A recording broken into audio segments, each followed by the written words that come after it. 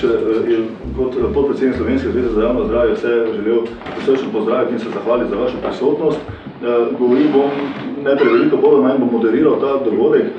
Govoril bom v imenu nevladnih organizacij, z menoj sta še Jan Peloza, predsednik No Excuse, brez izgovora Slovenija, Mladinska zveze, in pa Matej Košir, mreža Preventivna platforma oziroma Zavod Inštitut Utrip. Zdaj, mi smo si zastavili konferenco tako, da zajamemo 3-4 najpomembnejše teme, ki so hkrati tudi bi rekel, v ospredju v vseh debatah v medijih in tudi strani tobačne industrije in povezanih nekih organizacij s tem. In te so tudi najbolj ključne za sprejemanje tobačne zakonodaje. Vemo, da trenutno potekajo finalno usklajevanja na najvišjem nivoju za sprejemanje te zakonodaje in menimo, da tudi ta konferenca zelo pomembna, bo dala nek širši pogled na stvar, tudi strokovnjaki iz tujine nam bodo predstavili svoje izkušnje in svoje poglede, na katerih državah so to vrstno zakonodajo že sprejemali. Gre za implementacijo TPD, se pravi Tobacco Products Directive, ne bom prevajal, v slovenski prostor. Mi seveda podpiramo zakonodajo v takšnem obliku, kot je zastavljena, se pravi, da zajame čisto vse aspekte, ki so potrebni, ker edino z celotno tobačno kontrolo, tako široko kot je zastavljena, bo to možno tudi izvajati. In si ne želimo, da se kakšne pomembne točke iz te zakonodaje, recimo zaradi teh pogajanj izločijo. Se pravi, ta konferenca je namenjena tudi temu, da vam mogoče še kakšna dodatna pojasnila damo in da seveda poskušamo na nek način pritiskati tudi na odločevalce oziroma dati širši pogled na stvar. Tako da, jaz bom majčkeno potem mogoče dal besedo še mojima kolegoma, mogoče na koncu, kot nekaj rezime, da še kaj povemo mi. Zdaj pa bom predal besedo vsakemu od tukaj prisotnih. Bi pa še samo povedal, da so seveda najpomembnejše teme so vemo enotna embalaža. Torej želimo si uvedbo enotne embalaže, ker je to seveda eno dokazano najučinkovitejših ukrepov za zmanjševanje uporabe tobačnih izdelkov. V povezavi s tem seveda izboljšanje nadzora nad nelegalno prodajo. Seveda se bodo dvigovale trošarine, kar si tudi želimo. Vemo, da z dvigom cen seveda pada tudi prodaja in uporaba in s tem seveda tudi škodljive posledice. Potem se bomo tudi malo posvetili sistemu licenciranja. Mi smo že vlagali neke pobude na to temo, menimo, da je tako, kot je zastavljeno zdaj, kar dobro. Si pa absolutno želimo več sredstev, da se vrne v preventivo, ki je najpomembnejši ukrep. Vsako podjetje bi se stvari lotilo tako, da najprej odpravi škodljive posledice, oziroma da niti do teh posledic ne pride, da jih ni potem treba odpravljati. Se pravi, preventiva je nam najpomembnejša. Trenutno se sredstva v res mizernih količinah stekajo v to preventivo, ki jo potem izvajamo mi praktično kot prostovoljci na terenu. Tako da to je seveda za nas ključnega pomena, menimo da tudi za ostale.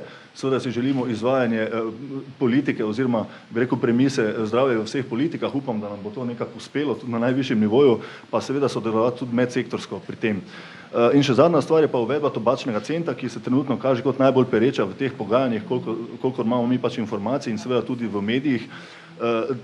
To je ena možnost, seveda preko uvedbe tobačnega centa, ki pomeni neko namensko trošarino pri ceni tobačnih izdelkov, ki se bi potem stekala. Želja je, da po možnosti preko tobačnega sklada, ki bi bil na nek način reguliran na Ministrstvu za zdravje, potem točno za ta namen, ker trenutno se sredstva iz trošarin res v minimalnih količinah stekajo točno namensko v preventivo zdravja in krepitev zdravja in promocijo.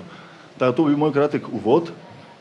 Zdaj pa, jaz mislim, da je bilo najboljše, da predamo besedo govorcem, pa gremo kar po vrsti. A bi najprej vse predstavili, ali gremo kar en po en, kako se zdi najbolj? Gremo kar en po en, dobro. Pa jaz predal besedo gospe Vesni Kerstin Petrič, naši veliki zaveznici na Ministrstvu za zdravje, zelo povezovalna je in moramo ji samo čestitati in se zahvaliti, da se je tudi danes uspela udeležiti. Tudi ima neko ključno vlogo pri pripravi te zakonodaje, zato nam bo o tem lahko povedala malo več. Sicer pa Vesna vodja sektorja za krepitev zdravja ter obvladovanje kroničnih nenalezljivih bolezni na Ministrstvu za zdravje, doktor medicine. Ona se bo osredotočila na vidike implementacije direktive v Sloveniji in jaz bi potem kar predal besedo njej. Hvala.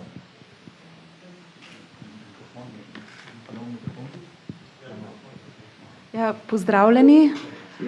Jaz bi za začetek rekla, da smo v Sloveniji izredno veseli in ponosni, da se je Evropska zveza za preprečevanje kajenja odločila, da ima svojo konferenco prav v naši državi. Namreč prihajajo v pravem času. Prihajajo deloma tudi zato, ker se v Sloveniji že dolgo zavedamo, kako pomembna je civilna družba, predvsem organizirana, torej nevladne organizacije, kadar gre za podporo zakonom, kjer je veliko finančnih interesov zadaj. So pa seveda za razvoj družbe, za življenje tudi posameznikov, za zdravje v tem konkretnem primeru izjemno pomembni. Mi že dolgo časa vemo, da so nevladne organizacije pravzaprav edina in najpomembnejša protiutež tistim, ki zagovarjajo drugačne interese, in tudi pri pripravi tega zakona smo z roko v roki ves čas zakon pripravljali tudi ob sodelovanju nevladnih organizacij. Njihova podpora je v tem procesu izjemna. Jaz se zavedam, da so naše nevladne organizacije zelo dobro usposobljene, deloma tudi zato, ker se že leta dolgo povezujejo na mednarodnem področju. To je na tem področju tobaka kar en unikum, na drugih področjih, govorim lahko samo za zdravje, ker ta področja dobro poznam, nimamo tako dobrih povezav, nekaj tega je na alkoholu, manj na drugih področjih. Zato seveda mi veliko pričakujemo od nevladnega sektorja v tej javni razpravi, ki bo zdaj seveda, ki je pred nami, ko bomo razpravljali o predlogu, ki ga je že pripravilo Ministrstvo za zdravje. Ta predlog seveda mora nasloviti vse, kar prinaša direktiva, vendar se direktiva ukvarja predvsem z izdelkom. S poročanjem o tem izdelku, kako bo ta izdelek izgledal, kako bomo v bistvu ta izdelek, se pravi tobačni izdelek, vse tobačne izdelke nadzorovali. Ne ukvarja se pa s tem, kakšne bodo omejitve pri prodaji, in ne ukvarja se s tistimi stvarmi, katerim pa je naša država zavezana, zato ker smo leta 2005 podpisali okvirno konvencijo za tobak, in to je edini ali pa najpomembnejši zavezujoč, pravno zavezujoč dokument, ki ga je v preteklih letih sprejela Svetovna zdravstvena organizacija. V tem dokumentu je očitno, da se ne moramo ukvarjati samo z izdelkom, ampak da se moramo ukvarjati tudi s tem, kako na trgu se ta izdelek plasira, to se pravi z oglaševanjem. Oglaševanje je izjemno pomembno pri novačenju novih kadilcev, predvsem med mladimi, in zato zapoveduje konvencija, da oglaševanje povsem omejimo oziroma ga v celoti prepovemo. To je končni cilj. Druga zadeva, ki jo tudi naslavlja, temu rečemo, da je to cenovno izjemno učinkovit ukrep, so cene. Cene tobačnih izdelkov so pri nas v Sloveniji primerjalno z drugimi evropskimi državami še vedno nizke. Treba bi jih bilo povišati, zato ker prav cene najbolj vplivajo na tiste, za katere želimo, da ne bi začeli kaditi, in to so spet mladi. Vplivajo pa tudi na tiste, ki živijo v slabših razmerah, so manj izobraženi, imajo manj denarja na razpolago, in tudi za te je izjemno pomembno, da bi zmanjšali kajenje in da jih že cena spodbuja k temu, da kajenje opustijo oziroma kadijo pomembno manj. Tretja zadeva, ki je tudi pomembna, je pa dostopnost tobačnih izdelkov. Dostopnost, kje, kako se te izdelke prodaja in komu. Mi imamo v zakonu že dolgo omejitev 18 let prodaje za mladoletne, vendar vsi vemo, da se ta omejitev ne izvaja ustrezno, in zato se je Ministrstvo za zdravje odločilo, da uvede ukrep, ki mu rečemo licenciranje za prodajo tobačnih izdelkov. V resnici gre za podelitev dovoljenja tistemu, ki prodaja tobačne izdelke. Zakaj? Zato, da se to dovoljenje lahko tudi odvzame, če se zakonodaja krši. Govorim o tem, da se zakonodaja krši na način, da se prodaja otrokom in mladostnikom. To je tisto, kar želimo preprečiti, in Ministrstvo za zdravje pri tem seveda vztraja. Razumemo, da gre tukaj za dodatne obveznosti prodajalcev, vendar se sprašujemo, zakaj že danes, ko zakon že danes zapoveduje, da ne smemo prodajati mladoletnim, tega ne spoštujemo. Ministrstvo za zdravje z vidika cene si prizadeva tudi za dodatno dajatev, dodatno obdavčitev tobačnih izdelkov, tudi zato, da bi s tem pridobili denar za preventivne aktivnosti. Preventiva ne samo pri nas, ampak tudi sicer je deležna premalo denarja, če primerjamo, koliko denarja gre za zdravljenje.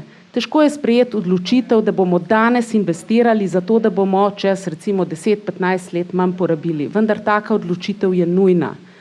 Obdavčitev tobačnih izdelkov, dodaten denar, ki ga plača kadilec, pa ne bremeni proračuna, ampak bremeni kadilca. Bremeni ga na način, da se bo morda odločil, da bo manj pokadil ali se bo celo odločil, da ne bo kadil. In zato je to dvakrat dobro.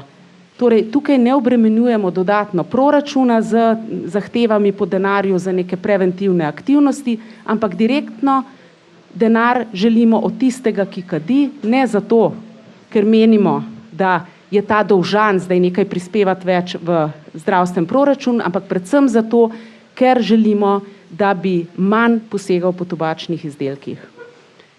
In mogoče zdaj nekaj sem povedala o licencah, zakaj licence, povedala sem o tobačnem centu, zakaj tobačni cent, mogoče kasneje nekaj več, zakaj namenski tobačni cent.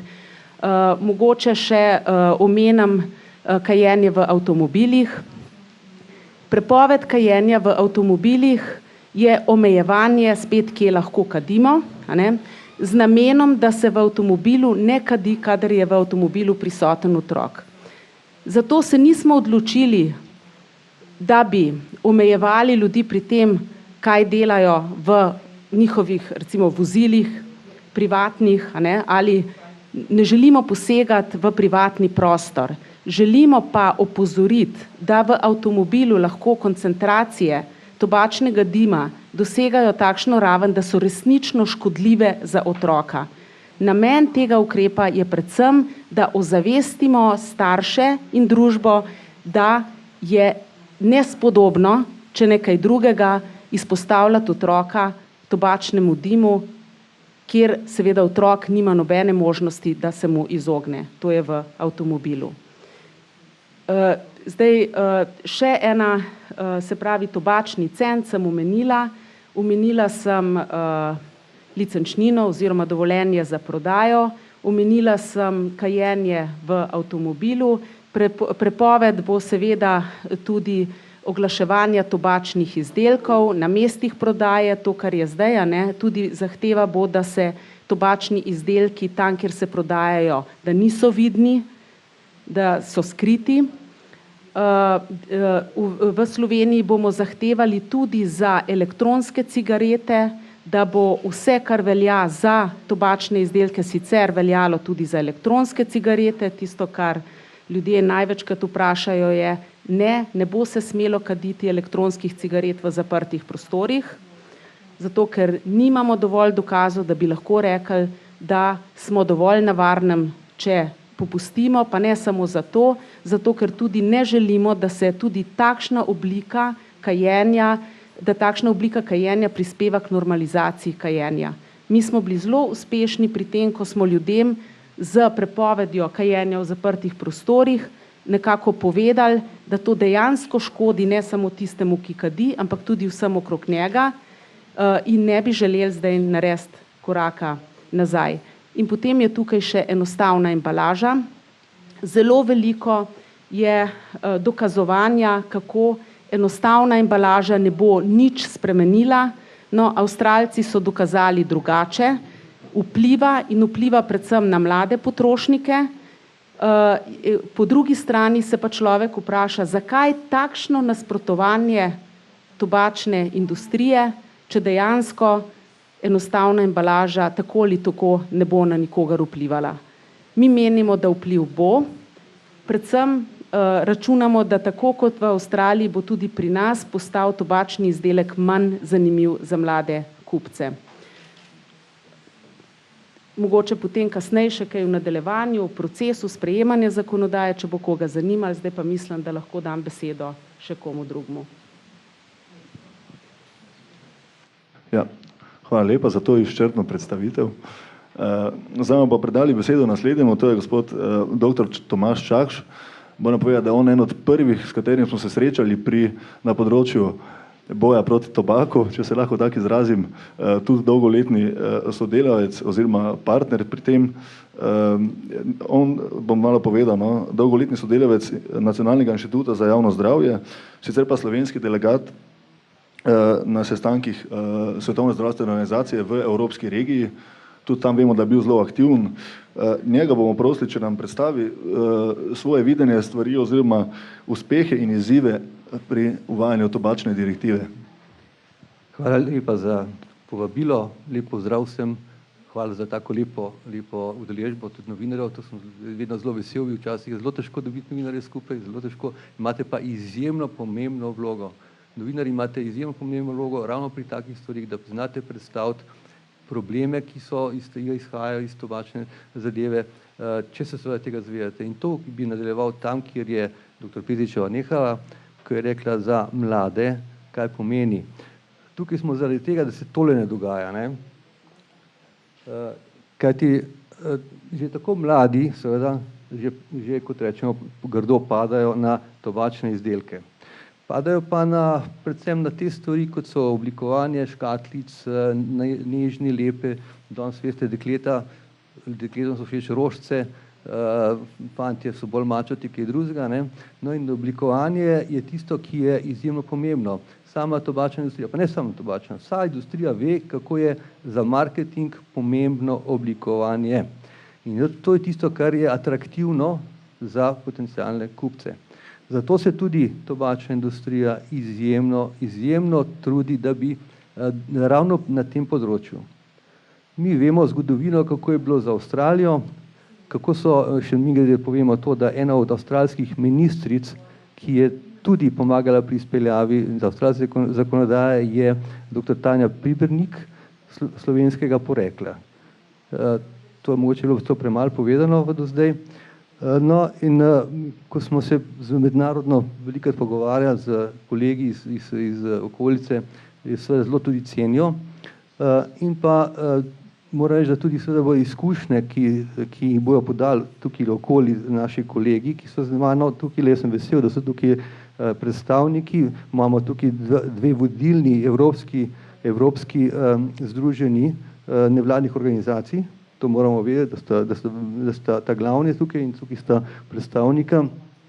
Tukaj bojo predstavljali se potem Flores Bertoletti in Radu in kolega iz Grčije in pa moj dober prijatelj Luke Clancy, my good friend iz Irske, ki vam bo lahko na svojih izkušnjah povedal, kako so te stvari peljali tam pri njih. Mednarodne izkušnje nam veliko povedo, veliko pomagajo in vse to, kar je dr. Petričeva navedla, so tam pravzaprav že speljali. Tako da jaz mislim, da seveda nekaj moramo vedeti, da za tobačno industrijo je vsaka država pomembna. Tobačna industrija se boji, posebej pa v posameznih regijah. Ko nekje v neki regiji nekje se spelje, kot so enkrat je kdo izjavil od tobačne industrije, če kihnejo na eni strani sveta, bo pljučnica zajela tudi cel svet.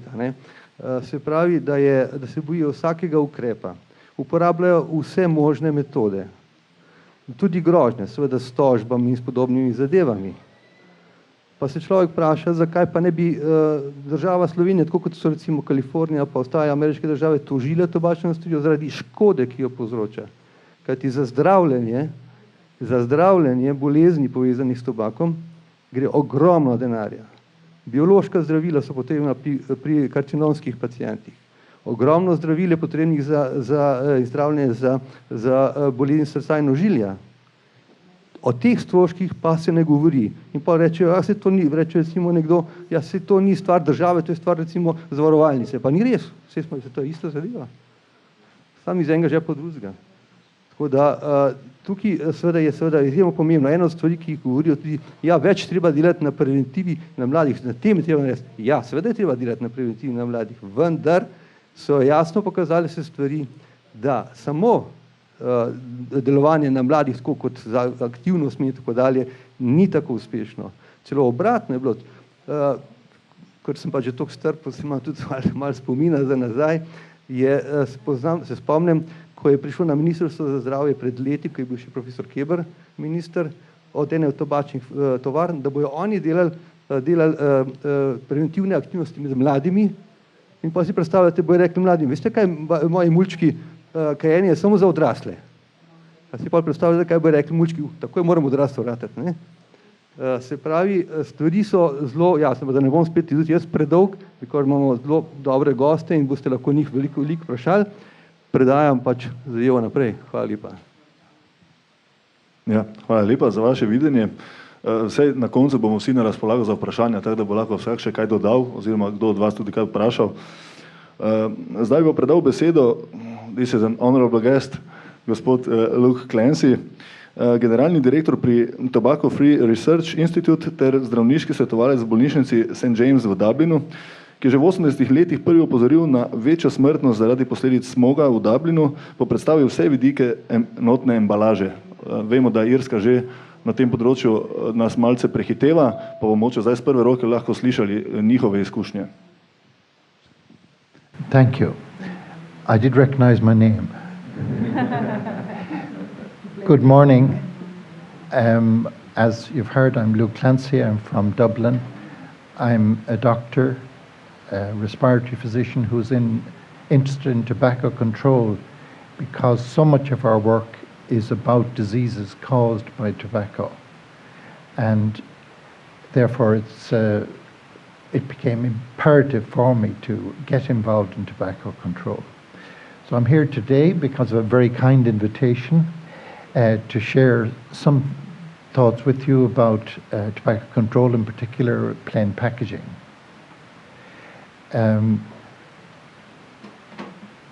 The Tobacco Product Directive, as we've heard, is really important, and it's not simple. A lot of technical aspects, and it's got a lot of work for Dr. Petter to do, and does tie up a lot of her time, I imagine, and will. For reasons which are partly political, plain packaging isn't included in the Tobacco Product Directives. It's inevitable, it is coming, and I think Slovenia is doing like Ireland is doing, bringing it in early. At least this is our hope and expectation. Bringing it in so that it's all in one sweep. Now, the reason it's not included is that there are forces ranged against it, mainly the tobacco industry, not surprisingly. But the very fact that they are against it means it must be important.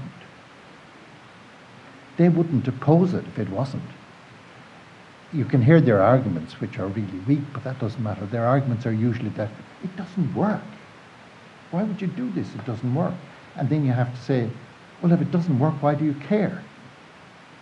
And they'll come back and say, because our intellectual property is being impaired. We have a right to this. And what do they really mean? What they mean is that in countries like yours and mine, which, by the way, are very small, but it doesn't make us unimportant. And what you do in Slovenia matters. And matters in Europe. And that's why it's so important that you do this and that you do it now, and that you don't listen to the tobacco industry. They're ranged against us. I think we have a little advantage in small countries, is that we practically know everybody.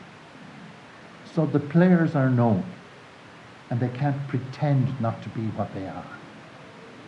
So we sometimes get away with things for that reason. But they'll tell you that it will increase illicit trade. This isn't true. That doesn't matter. They'll tell you anyway. They'll tell you that it's going to change everything. Other countries aren't doing it. Why would a little country like you, what do you want doing it for? It won't work. They'll just flood the market from outside and you'll have illicit trade, etc. All of these arguments have been trashed out in many countries. All of the research shows that it does work. Well, what does that mean? Well, it means different things to different people. They are effective in so much as they're unattractive. And they're unattractive particularly to young people. And that's very important in not having people start smoking. And we've done a fair bit, a lot of people have done research. We've done research in our own institute in Ireland with young people, asking them what they thought of the packs, what they thought of the colours, what they thought of the fonts, what they thought of the overall effect of this. And everyone, without shadow, shows that they are less attractive, that they would not like to be seen using them, that they don't think they're cool, and anybody who uses them would not be attracted to them. And of course we know how important peer pressure is on children. So they work in that way. But that's only one of the ways that they work, and it's not the biggest concern of the industry. The industry are concerned because in most countries, in Europe in particular, they're not allowed advertising. So what they have done of late is to use the pack to advertise. So the glamorous images of the pack have been crucial to their marketing. And this they're going to be deprived of. Now that's serious for them because that's how people get to smoke. It's not because they love to be addicts or they want to die of cancer. There has to be attractions. And obviously the advertising was a very big part of that, and the box was the last advertising that they could use. But there's another aspect of it, which is that the way they make so much money in many countries where the tax system doesn't forbid it is by promoting certain cigarettes as being particularly good and particularly attractive and very high priority, and these are the premium images and premium brands. Now, if you can't show that in the pack, then you can't show it at all. So what will be the motivation to go from something that's relatively cheap to something that's expensive? That's a real marketing problem for them. So they are opposing plain packaging because they say it won't work and the intellectual property is impaired, but mainly because they see that it can affect their profit, which is all they're interested in. So it hasn't been possible to get this through the EU at this stage. That's why it's important for countries like us who can take this initiative, because many of the bigger countries are impaired by their connections and by their stance on political matters. But we can do it, and I think small countries who can do it, for them not to do it is really bad. I know we often say, excuse ourselves because, oh, the big countries aren't doing it, Germany isn't going to do it. But in this case, we do have two big countries, UK and France, both taking initiative. So there's no excuse this time. It's not just some left of the small countries, it's every country's duty. But we have a particular one, and I think you have, and you're right here in the center of Europe, and your small size is irrelevant. When people hear of a country, they don't know what size it is. You know, we have to check where is the population. It doesn't matter. A country, one of the EU countries, is doing this. So it's a duty as well, but it does work. We know from Australia. If I had to do this a few years ago, I'd say, well, it's bound to work because children won't like it and they won't be able to advertise and they won't be able to differentiate, so it's bound to work. But it's much better to be able to say, and it does work. It's been shown to work in Australia. They've had the biggest fall in prevalence in their whole history due to plain packaging. That wasn't really predicted because the best estimates, which were guesses, is that it might be a 2% reduction in child startling within 5 years. Now that was based on speculation, but what has happened is that there's been a 3.5% reduction in prevalence in Australia. Now it's not all due to plain packaging, and this is the other thing to be very careful of. We often get caught up in an initiative and say, oh, well, it's all about smoke-free or it's all about plain packaging. It isn't. It's only one of the tools, and taxation is the other big tool in this. And taxation is always very interesting to see what the price of cigarettes in countries is. Countries who do not tax cigarettes are not serious about tobacco control. So when you just, if you want a picture of a country, ask them what the price of the cigarettes is. and then about its affordability in that country, because obviously prices will vary. So taxation must be kept up, but with the package of things that we know work, plain packaging is the latest, and it does work and has been shown to work, and there is no excuse not to do it. And it particularly, I think, even from a practical point of view, this is going to have to be done within a few years. Why not do it now?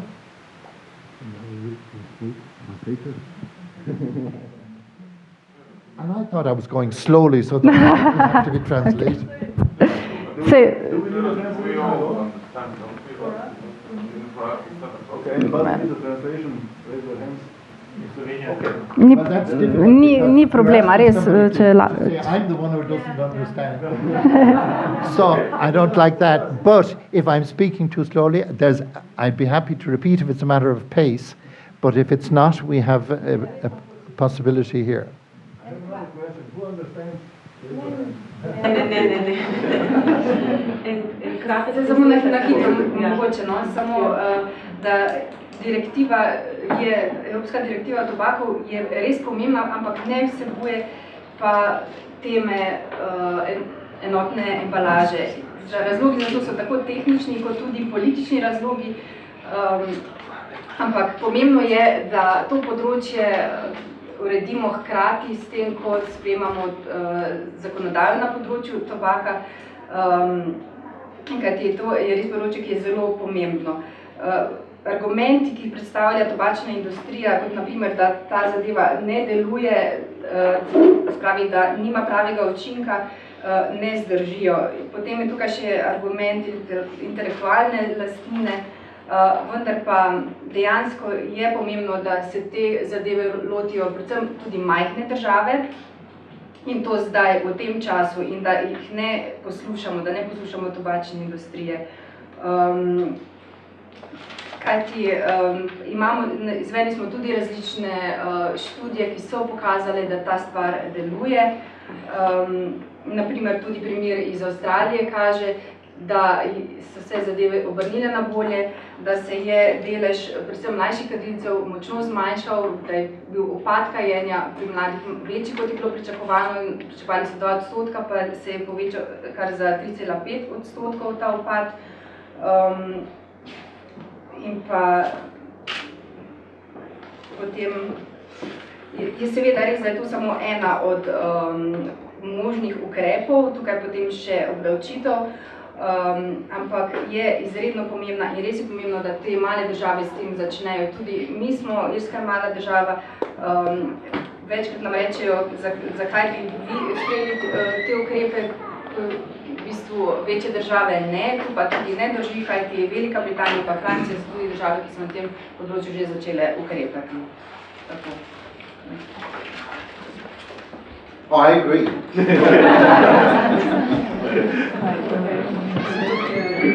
Thank you very much. You don't have anything to add anymore. I can start again. Please not.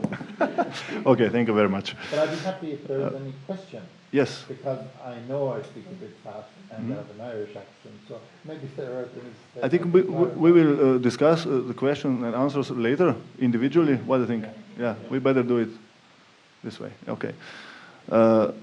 No, naslednjega bi predstavil gospoda Kornelija Raduja Logen, predsednika NESP, se pravi generalni sekretar Evropske mreže za preventivo pred kajenjem, hkrati ustanovitelj državne koalicije Romanian Network for Smoking Prevention, ima 20-letne izkušnje z področja tobačne kontrole na državnem in mednarodnem nivoju, spregovil o temah, ki smo jih že slišali, še seveda iz njegovega vidika, hkrati pa tudi kot na nek način gostitelj danes. So I'm giving my word to you, also as a host of this whole conference. Thank you, good morning, and I'm happy to be here and to represent European Network for Smoking and Tobacco Prevention. And when we decided to organize our network meeting in Slovenia, we knew that this will be a very important moment for Slovenia.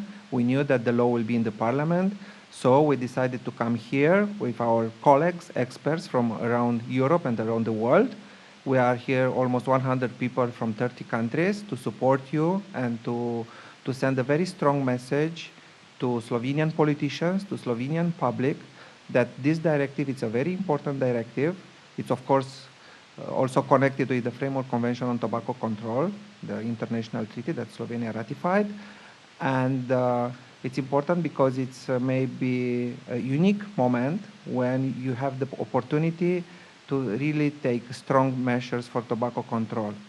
And you have to transmit to the Slovenian citizens, and especially to the Slovenian smokers, that these are not measures against them, these are measures to protect them, these are measures for public health. This is very important, and I can tell you that we had the same debate in my home country in Romania. By the way, Romania just transposed yesterday the directive in the national legislation, because if we are talking about TPD, and as you saw here in my presentation, I have the role to speak about the challenges and successes. I can tell you, and you can also find very easy on internet, on Eurolex webpage, that in this moment we have 6 countries that didn't send any implementing act to the European Commission. Among the 6 countries are Slovenia and Romania, but as I told you yesterday, Romania solved this. Now it's your time. And on the other side, we have countries that took measures above the directive text, because what is in the directive is mandatory. This is clear. So we want or not, sooner or later, the directive must be transposed in the national legislation in all European Union member states. What we can do is to have measures above the provisions of the directive. And this is why we are talking today about plain packaging, about taxes and other measures above the directive text. By the way, related to the taxation, I can tell you that this kind of additional taxes are very welcome for the Ministries of Health, and we have also in Romania this kind of examples. We had a sin tax, 10 euros for each 1,000 cigarettes sold, and the money went directly to the Ministry of Health budget. It's very important, because if the money are going to the general state budget, they will never be used for prevention, for health-related issues. The money will be lost somewhere in the black holes of the state budget. But if the money are going directly to the Ministry of Health budget, it's clear that the Ministry of Health will have the possibility to use the money for good things. And I'm sure that this will be the case in Slovenia. Okay, I can answer to any question related to the directive, to activities in Europe, and if you are interested, you are kindly invited to join the next days. We'll have very interesting presentation. I hope that you can have also the conference program. We still have copies available in the room. And you are again welcome to any presentation during the next 2 days, and today, of course. Torej, namenoma smo se odločili, da bomo organizirali to konferenco v Sloveniji zdaj v tem zelo pomembnem trenutku, ko sprejemate novo zakonodajo. Na tej konferenci nas je približno 100 udeležencev iz 30 držav in smo tukaj zato, da vas podpremo in da damo to jasno sporočilo vladi in pa tudi splošni javnosti. Torej, v Romuniji smo že ravno včeraj dokončno prenesli Evropsko direktivo o tobaku. Vem, da je še kar nekaj držav, ki ukrepov še niso sprejele, ampak vemo, da potem, ko je ta direktiva sprejeta, je pač obvezujoča.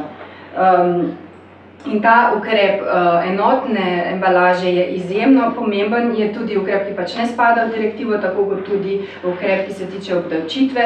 Ta dodatna obdavčitev, dodaten davek je res zelo dobrodošel na Ministrstvu za zdravje, še posebej, ker gre to v poseben sklad, kajti če bi šel ta denar v splošen sklad, verjetno ne bi bil uporabljen za preventivo, v proračun ne bi uporabljen za preventivo, tako pa, ker gre v ta sklad Ministrstva za zdravje, pa smo pripričani, da se pač denar dobro porabi. V naslednjih 2 dneh bomo imeli še nekaj zelo dobrih prezentacij, zato ste vsi vabljeni, da si ogledate program in se udeležite.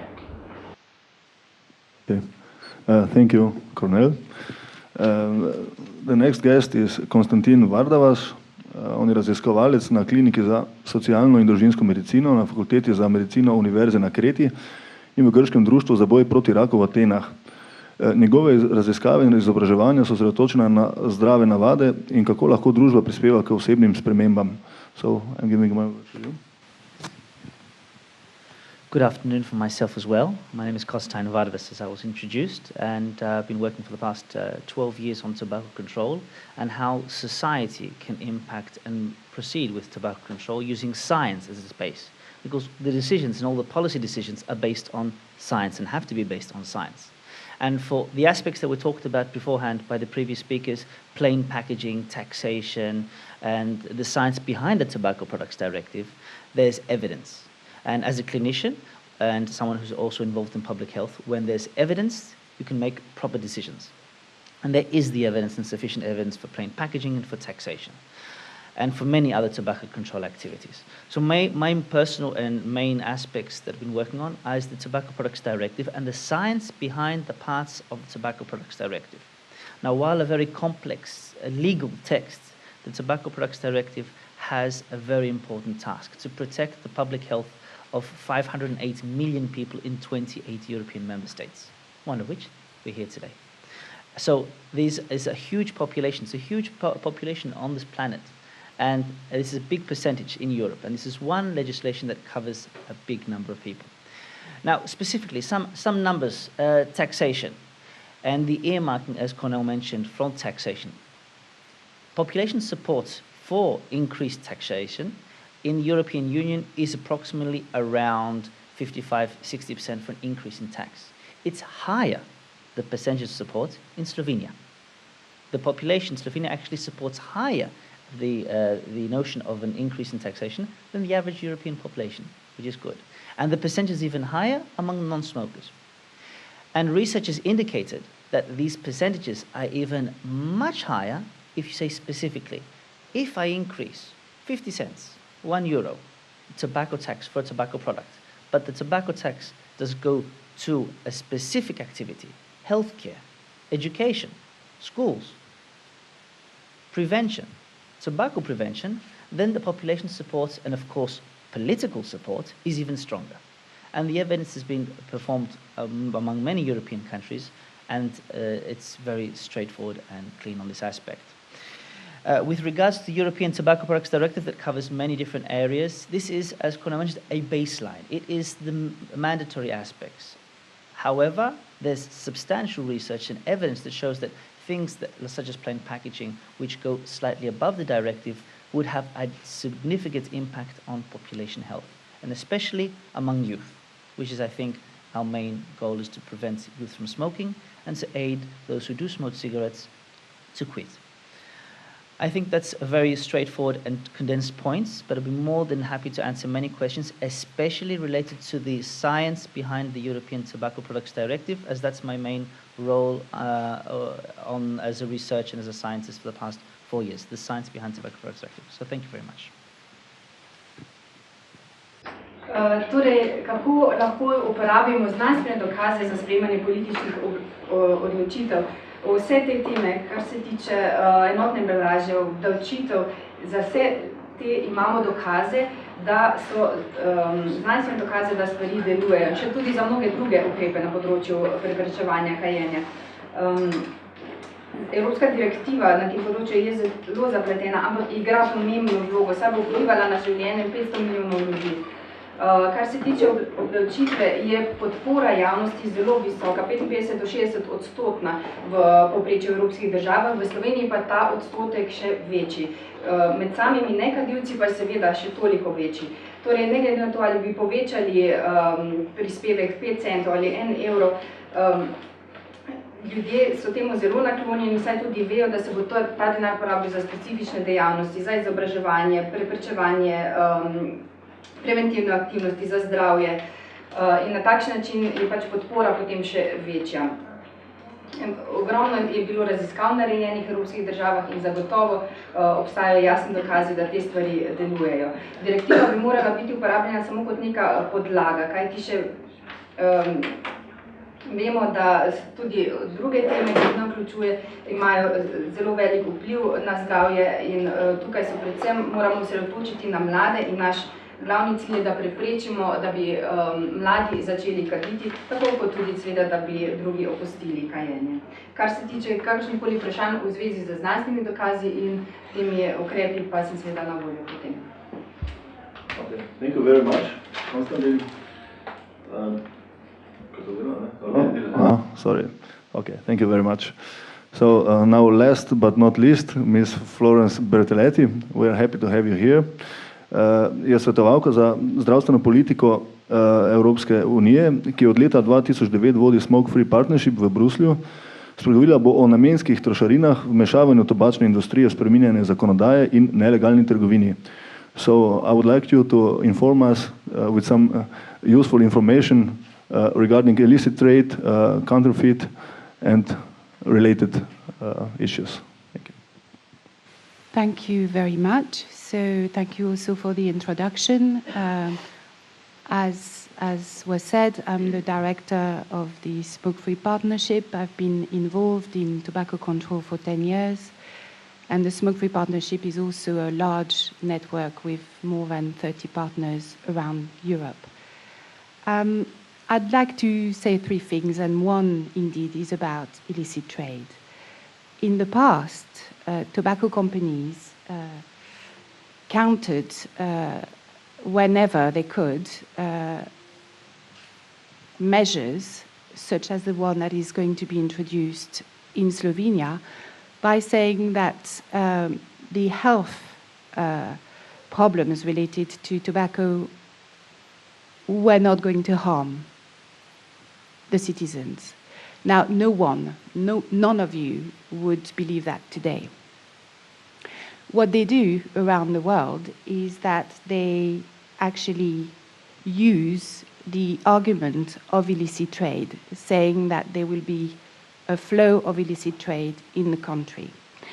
What I would like to say is that these arguments about illicit trade should be treated with particular attention, that the studies that are being presented or sent to the press, because I'm sure you probably have received some of these studies by the tobacco industry, are not independently verified. We've heard that the science is something which is incredibly important. And with regards to illicit trade, there is no independent study that they conduct. They pay for it and they manipulate whatever they want to say. With regards to the Tobacco Fund, another message, I'll be happy to respond to some question, but it's a comprehensive law that has been presented by the Slovenian government, and it needs to be applauded. It really is. It would put Slovenia, and Slovenia would be regarded by the rest of the world as one of the leaders. So I really hope that everyone and the media will support what the government is going to do and will follow carefully what is going to happen in the battle in the parliament, because what will happen is that the tobacco industry will fight with all parliamentarians saying that the tobacco fund is not going to be effective and that it will create illicit trade. What I would say is Slovenia is also signed to the Millennium Development Goals, and if someone like Bill Gates supports tobacco funds, then I am sure that the evidence is there. As was said, the health system is crumbling because of non-communicable diseases, and non-communicable diseases are caused mainly by tobacco. They're also caused by alcohol, they're also caused by other factors, but tobacco is the number one, and that is the case also in Slovenia.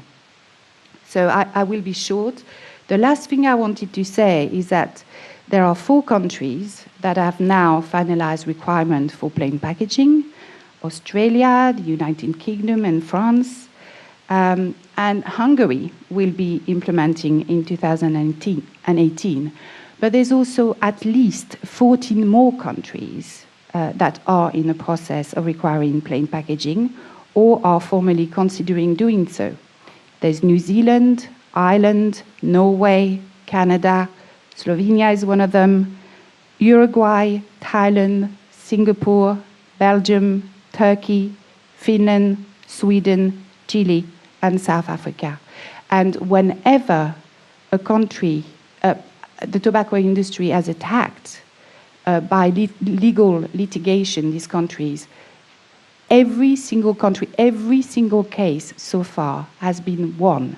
So they threaten, the tobacco industry threaten these countries, but the cases are being won. And I think that's very important to remember. I think I will stop here. I hope also to respond to the questions. And with regards to illicit trade, there's one more thing that I wanted to say, and that will be my last remark. Everyone has been talking about the Tobacco Products Directive.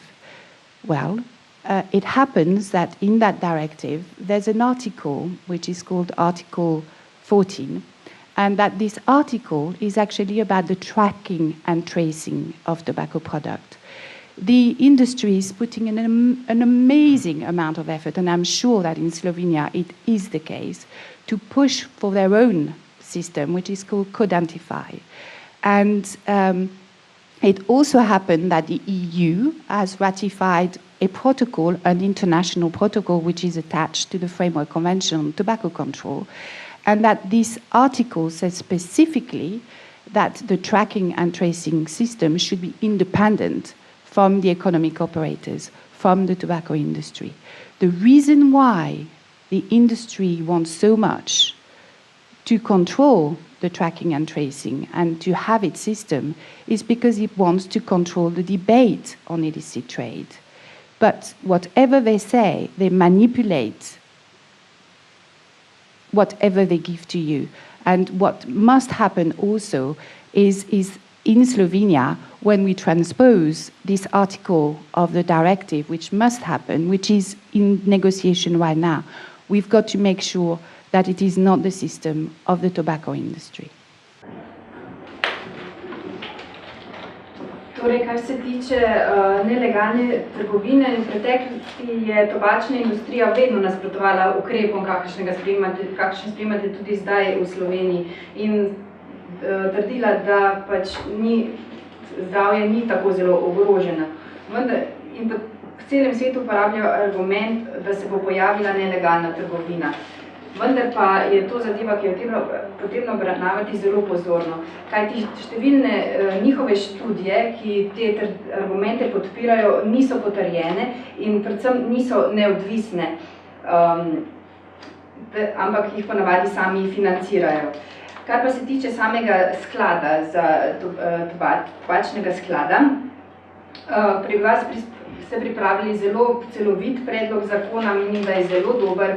In če bo to uspelo, bodo vsi gledali na Slovenijo kot na vodilno državo na tem področju in seveda bomo vsi pozorno spremljali, kaj se bo dogajalo ob sprejemanju tega zakona v vašem parlamentu. Tobačna industrija bo vedno nekako trdila, da pač te ukrepi niso učinkoviti, da vodijo ilegalno trgovino, ampak tukaj ne smemo pozabiti tudi še na milenijske cilje razvoja, ki obvezuje Slovenijo, da ukrepa na takšen način. In pa, da pač kar se tiče neprenosljivih bolezni, je še vedno drži, da je tobak na prvem mestu, tukaj seveda še alkohol in pa druge zadeve, ampak tobak je vodilni. 4 države so že ukrepali na tem področju, to so Avstralija, Velika Britanija, Francija in pa tudi Madžarska. Je sprejela zakon in naj bi začela s temi ukrepi leta 2018. 14 držav pa v tem takšnih ukrepih še zelo resno razmišlja, med njimi so Nova Zelandija, Irska, Kanada, Norveška, Singapur, Čili, Južna Afrika in tako naprej. Ampak vsaka z njimi se spopada z tobačno industrijo, tudi so imeli primere na sodišču, kjer pa so vedno oni zmagali, se pravi zagovorniki teh ukrepov. Torej, pomembno je, da omenjamo tudi tobačno direktivo Evropske unije, še najpomembnejši pa je člen 14, ki pa omenja sledenje tobačnim izdelkom. Tudi tukaj si tobačna industrija prizadeva imeti svoj sistem sledenja, vendar pa je Evropska unija ratificirala protokol, ki ureja zadeve na tem področju in sicer mora biti sistem sledenja tobačnih izdelkov neodvisen. Zakaj si želijo tobačna industrija, da bi sami nadzorovali ta sistem sledenja? Zato, ker si želijo nekako nadzorovati razprave, ki v posameznih državah članicah potekajo na tem področju, ampak tukaj gre za manipulacijo. Tako da je res pomembno, da se tudi ta člen zraven sprejme. se sprejema zakonodaja.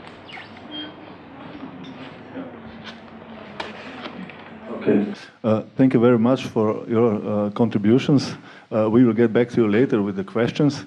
I will just give the word to the others from Slovenian NGOs. Just a short presentation. Ja, Matej Košir, Inštitut Utrip. Jaz bi v bistvu na dve zadevi opozoril. In sicer preventivni programi, za katere se zavzema tobačna industrija, spadajo vsi med tiste ukrepe, ki so dokazano neučinkoviti. Se pravi, tobačna industrija zelo rada investira v tiste preventivne aktivnosti, za katere vemo, da ne učinkujejo. In s tem v bistvu samo povečujejo nek imidž družbeno odgovorne organizacije oziroma podjetja, nimajo pa njihove aktivnosti nikakršnih učinkov. To kot tem, katere preventivne aktivnosti bi podpirala tobačna industrija oziroma jih. Potem zanimiv je tudi podatek, da samo 3% denarja povezanega z zdravjem gre za preventivo. Ostalih 97 gre za zdravljenje in primarno zdravstvo. Po podatkih OECD-ja in Evropske komisije. In glede na to, da je sofinanciranje nevladnih organizacij v Sloveniji na tem področju dokaj mizerno, to povzroča tudi neenakost v naši družbi, se pravi, velika večina naših otrok in mladostnikov ni deležna učinkovitih preventivnih programov, oziroma ta delež je izredno nizek. In z davki oziroma skladom, ki bi bistveno povečal sredstva za preventivo, bi tudi ta neenakost se zmanjšala in bi bistveno večji odstotek otrok in mladostnikov bil deležen učinkovite preventive. In mogoče še kot odziv na izjavo ministrice za finance, da se boji, da bi z višjimi davki se zmanjšala prodaja tobaka, kar pomeni tudi nižje trošarine, ampak to je bistvo, to je cilj tega zakona. Zmanjšati prodajo tobaka in zmanjšati zdravstveno škodo, ki nastaja. To je logično, ne? Izjava je bila popolnoma deplasirana in neumestna. Tako da bi mogli tisti, ki ministrci za finance svetujejo, kako v javnosti nastopati, jo malo pozoriti na take kontradiktorne izjave. Hvala. Hvala. Naslednji je Jan Peloza, potem imamo pa še Luko Šolmajerja, ki bo tudi nekaj povedal, še en borec proti tobaku. Evo, Jan, izvoli. Ja, lepo pozdravljeni. It's okay, I speak in Slovenian, correct? You're all familiar with our great language. Ja, v bistvu jaz bom zgolj se navezal na eno zadnjih besed, ki je Florence Bertoletti izjavila, in to je, da je manipulacija s strani industrije. O tem govorimo brez izgovora zadnjih 10 let, na začetku so nam smejali, potem so nas skoraj kamenjali, na koncu pa bomo zmagali, neverjetno, tako bi rekel, malo prenesenem pomenu tudi Mahatma Gandhi. Manipulacija strani industrije se dogaja že 50 let, ni to, da je neka novost. To ni neka stvar, ki je zdaj, kar naenkrat v Sloveniji smo jo izumili in bomo o temu napisali knjigo oziroma kakorkoli se borili proti mlinu na veter. Manipulacija strani industrije se dosega na vsakem koraku in ni mi težko povedati, da če tudi so nekateri ljudje, ki so v zadnjih nekaj tednih, mesecih spremenili stališča in so kar naenkrat postali veliki zagovorniki tobačne politike, ampak ima vsak eno dodatno razlago, zakaj pa on bi nek del zakona spremenil, lahko dobesedno povem, katere organizacije in kateri ljudje na vrhu z gospodom Pretnarjem in Podbregarjem, se pravi eden, ki zagovarja intelektualno lastnino in drugi, ki zagovarja varnostne implikacije uvajanja tobačnega zakona v Sloveniji, kako zelo so bili očitno zelo dobro zmanipulirani strani industrije, ker so svojo ekspertizo tako rekoč prodali hudiču. Industrija se prilagaja torej, članek, ki smo ga prebrali v Delu pred kratkim gospoda Pretnarja, je popolnoma spremenil retoriko, kar naenkrat zdaj on podpira unificirano embalažo, ampak seveda ne zdaj, moramo jo popraviti, moramo jo izboljšati in dajmo en nov zakon za to sprejeti. Zavlačevanje je najmočnejše orožje strani tobačne industrije. To je počela 50 let, bo počela še naslednjih 50 let, dokler ne bomo zabili še zadnji žebelj v njeno krsto. Govorci njihovi torej se prilagajajo, minister za finance se celo prilagaja. Kot smo slišali, ne, je med drugim bilo rečeno, po moje, zelo, zelo neprofesionalno, ne, taka stvar, da s tem bomo zmanjšali porabo tobaka, ampak jaz mislim, da Ministrstvo za finance se zavedalo, da bo treba nekaj narediti na preventivi. In po moje že zaradi tega je kar naenkrat razumelo, da mogoče bo pa celo morala odpreti vrata neki trošarini. Ampak ko se bo to zgodilo, se Ministrstvo za finance boji, da bo to zaenkrat vsaka druga stvar hotela to imeti in razumem njihove pomisleke, ampak naj samo to povem, da vsaka druga stvar v Sloveniji, vključno z benzinom ali pa sladkimi pijačami, ne ubije 2/3 njihovih uporabnikov. In zato je tle tobačna industrija prva in po moje tudi mora biti zaenkrat edina, ki ima tak tobačni cent oziroma uvedbo namenske trošarine. In ne nazadnje bom še eno stvar povedal, trgovinska zbornica, obrtna zbornica, ameriška gospodarska zbornica, vse možne zbornice na tem svetu so se zbudile tik ob sprejemu zakona in so njihovi interesi kar naenkrat zelo pomembni. Naj vam samo to povem, da če ne bi tega videli v 150 državah pred tem in če se ne bi te argumenti, ki jih imenujemo tudi zombi argumenti, vedno znova pojavili in spet umrli in spet v drugi državi pojavili, bi še verjeli takim. In mislim, da ste mediji zaradi tega toliko bolj nekako pomembni pri izpostavljanju takih manipulacij in takih neresnic, kolikor se bo naslednja 2 meseca še verjetno dogajale. In vse, kar ne bo od optimalnega trenutnega zakona, ki ga ministrstvo je perfektno pripravilo, vam povem, da bo zmaga industrije. Ker oni vejo, štartali bojo, da lahko zgubijo vse in vsako možno stvar, ki bo prepričali z nekim Pretnarjem in Bregerjem, bomo na koncu lahko samo jim čestitali, da so v bistvu že zgubljeno bitko vsaj malo zmagali. Hvala. Ja, hvala Janu in no excuse. Zdaj pa še Luka Šolmajer. Hvala lepa. Jaz bi tudi vse lepo pozdravil. Hello to all our colleagues. Bom kar v slovenščini povedal. Jaz bi samo to poudaril, da se lahko bolj sprašujemo, če smo naredili dovolj za to implementacijo direktive, če bo slovenska zakonodaja res dovolj zaščitila zdravja in življenja Slovencev, glede na to, kaj se vse že ve o tem izdelku, o tej industriji, ki nima nobene kredibilnosti. Pravzaprav malo preveč navajamo njihove argumente. Njihov edini cilj je dobiček. Oni vzamejo v zakup zelo težke bolezni svojih potrošnikov, njihovih izdelkov, doživljenjsko zasvojenost, ciljajo na otroke. To je vse zelo znano, ne? Vendar kar naprej še navajamo neke njihove argumente. Vemo pa, da pač so kakršni so, imajo dovolj denarja, da vplivajo na nekatere strokovnjake, ki potem zastopajo njihove interese, to se ve, to je povsod po svetu enako. V Sloveniji je izšla zanimiva knjiga, ki govori o celotni tej zgodovini izdelka in industrije. Naslov je Zlati holokaust, ne? Mislim, da ste jo medije že spoznali. In tam lahko v bistvu vidite, kakšno kredibilnost ima ta industrija. Tako, edino je, kar bi se jaz bal, da smo naredili kvečemu premalo za zaščito zdravja v Sloveniji. Ja, hvala, Luka. Okay, so I think this is for the first part and next thing is for you to have individual interviews, I suppose. Yeah. Thank you.